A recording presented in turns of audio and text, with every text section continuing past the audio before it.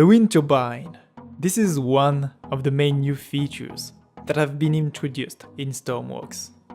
That was more than a week ago, so maybe you are already familiar with most of the stuff here, but there might be some fun things that you don't know about yet.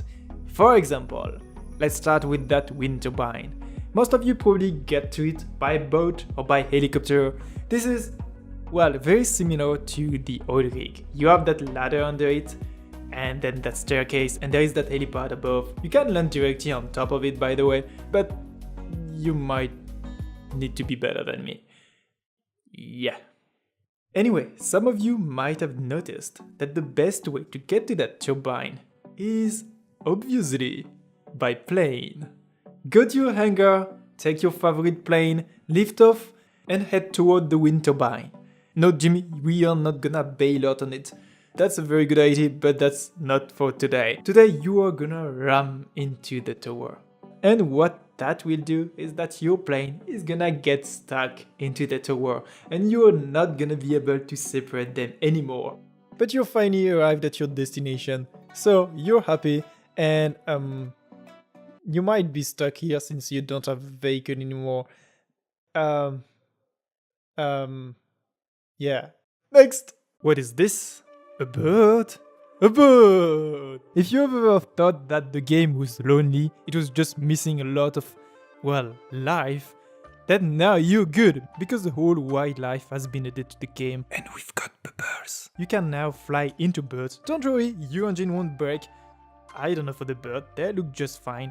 Hardcore mode has been disabled, by the way, for now, so I don't know, maybe we'll be able to grab into birds and fishes later, but for now, we now have fishes.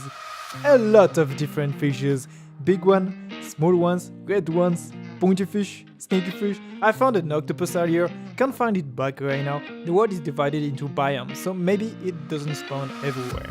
Boo! You also find these plants a bit everywhere. Fortunately, they do not get into your propeller and ruin your day. And we've got underwater bubbles. I don't know if you can catch any fish for now, they just go away, but you can observe them happily swimming around while you're trying to save people. Yes, Jimmy, that's what you're supposed to be doing, Jimmy. Go back to work. Talking about that, the mission system has been reworked. You can now find persistent NPCs in the world, and they can drive vehicles on their own or as crew around the ocean. And they've got peppers. Their activities sometimes go wrong, and these persistent background stories can become a mission. This is now how all missions work. There is all new mission content, as well as a lot of the other content reworked to work in the persistent simulation. Gryflir! Yes, Jimmy? You are just reading the patch note. Yes! This is plagiarism.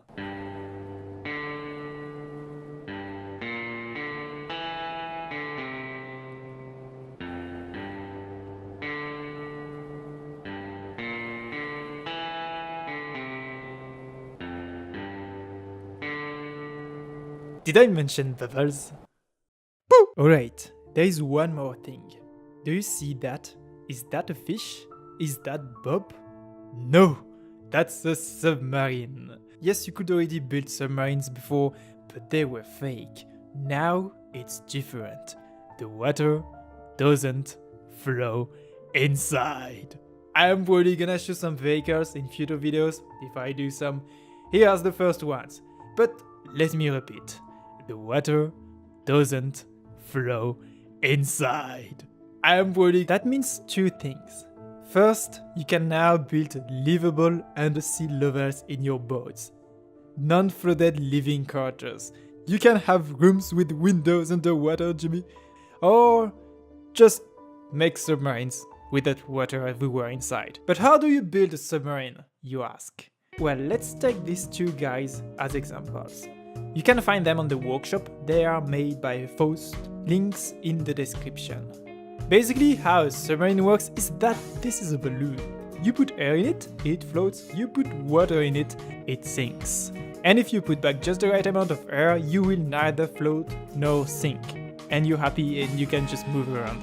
Essentially, if your submarine doesn't work, just build a bigger balloon. On these subs, the balloon is there and there. In reality, you would release air from compressed air tanks to push the water out. but in the game you can just use pumps to put water in and out. You need one to get the water from the outside to the inside, and one to get the water from the inside to the outside. And on bigger submarines you might want to have 2 or more balloons, one at the front and one at the rear, so that you can control the pitch of the vehicle while not moving. But for these 2 little guys, 1 balloon works just fine. But water isn't perfect yet. Let's look at the very hypothetical situation where you forgot to close the hatch. And you dive. You might then notice a slight change in your environment. You joyfully look at the pump and press the button, but there is no button. Your last option is to rise back to the surface. You fill the entire balloon with air, point the nose upward and go full throttle. You rise majestically on the surface and crash back on it as well. You then pass the rest of your days as a dolphin submarine. So what's wrong, Gryflir? Look at the water, Jimmy. When you rise above sea level with an opened hatch, the water will flow away, but the hatch is on top. That means that you won't be able to build a swimming pool on top of your boat. At least not above. Alright, but I don't care, Gryflir, I'm not a dolphin, I don't do that. You disappoint me, Jimmy. But you're right. There is only one thing. Just pretend that you care, Jimmy. Worth of attention here. The one question that deserves adequate study. If you would hypothetically ram into a fish, would it go through the walls of your submarine? The answer is it does! I'm sorry, Jimmy, but you won't be able to build the submarine of your dreams because of that. It is just not possible. You won't be able to build a submarine with an aquarium inside a submarine. And me, I'm gonna just go away and keep saying other things alone. Subscribe if you haven't, like if you enjoyed, and I'll just put that here and that here.